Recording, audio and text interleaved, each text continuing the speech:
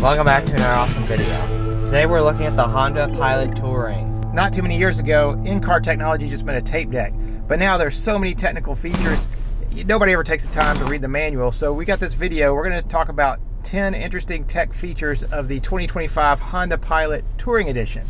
Speed limit reminder. As soon as you pass a speed limit sign, a couple seconds later, the car puts a speed limit icon by the speedometer. What's interesting about this is not so much what it does, but how it works. It doesn't work with GPS. It actually works with computer vision processing within the car. So the car is scanning the speed limit signs. And it's surprisingly accurate. I've only seen one mistake where it changed a 15 to a 45 because it was like a different font. In our town, we've got these joke speed limit signs for horses. So it's, horses can only go 10 miles an hour. So it will say the speed limit's 10 when it's really 30, but... It's useful. Is it useful? I don't know. A hidden key.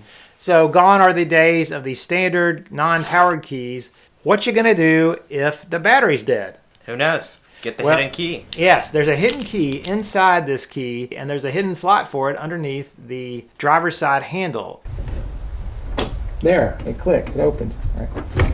Anyway, that's good. Oh yeah, it worked. Okay.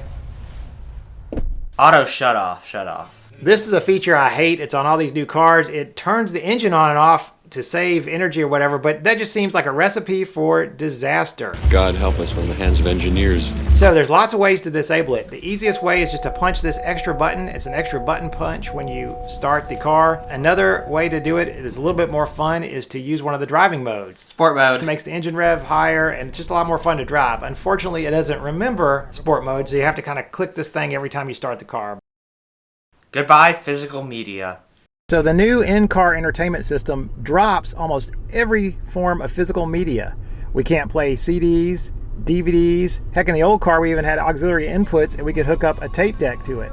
Now there's only one physical media format left, this. Ta-da. The USB flash drive. I was able to play all sorts of different types of files, even beyond those listed in the instruction manual. I was able to use playlists.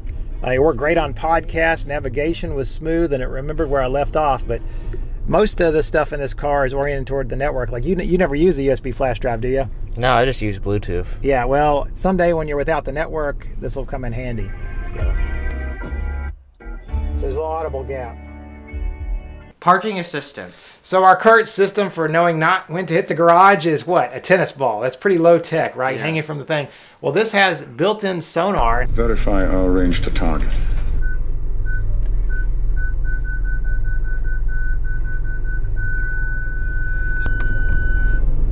Looks like it's landing us about maybe 18 inches from the wall or so. The Sirius XM has TiVo. I will have to say the XM satellite radio experience in this car is pretty awesome because it's got sort of a memory buffer. It's got like TiVo functionality. So right now I'm listening to the 80s channel.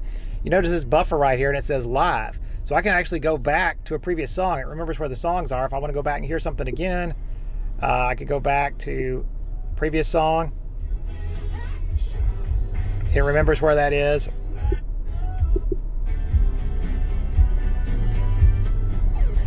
Here's your 80s on 8. Translate. Also interesting, it keeps multiple buffers. So I've been listening to this 80s channel. Let's just switch over to classic vinyl. Well, it's got a buffer here too, so I can go back and hear the beginning of a song there. That's kind of cool. There are a ton of channels included in this XM, and I've got it free for 3 months with the purchase of the car. I probably won't subscribe because it's not my primary car, and I've got so many other options.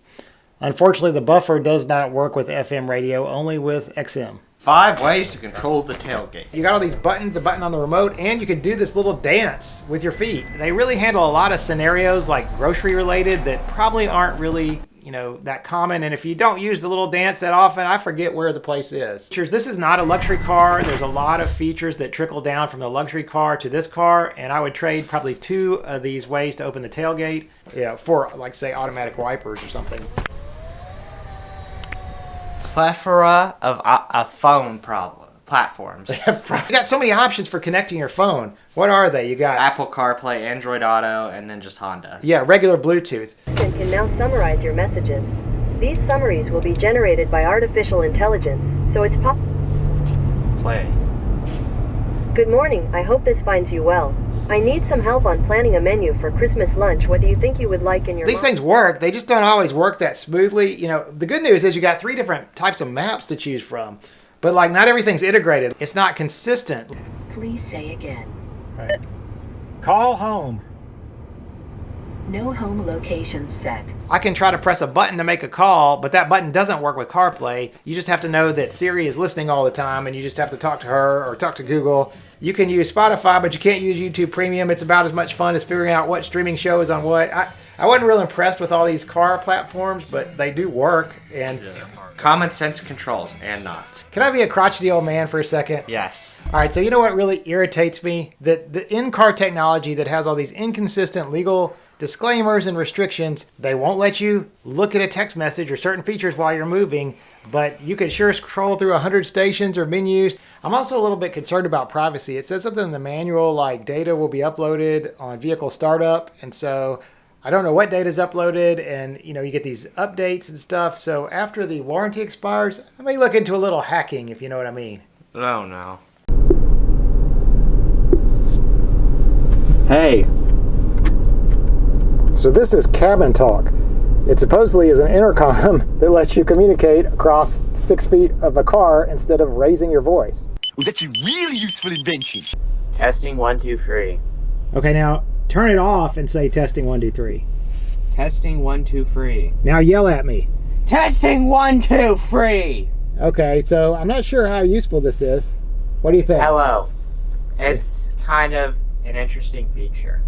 You like it so far? That's pretty good. I mean, you know how to control the technology. Definitely more relies on the network. I wasn't sure I would like the touch screen sticking up like it does out of the middle, but it doesn't really disrupt the driving experience, and I think it's pretty well done. But anyway, that's about it. Just a quick look at these 10 features, and we'll see you next time. See you next time for another awesome video. Bye.